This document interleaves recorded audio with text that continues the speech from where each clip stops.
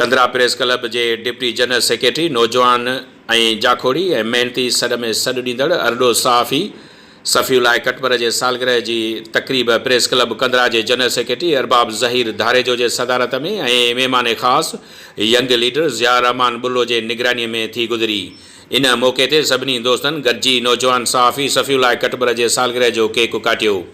इन मौके ते young leader Zia Rehman Bullo, general secretary Arbab Zaheer Dharejo, senior सहाफ़ी मोहब्बत राजपर, सहाफ़ी लखीमल, गुलाम जाफ़र उर्फ गुड्डू, शायर अदीब GM कांदड़ो, चाचो हाजी बख्श अली कटबर, डॉक्टर हादी बख्श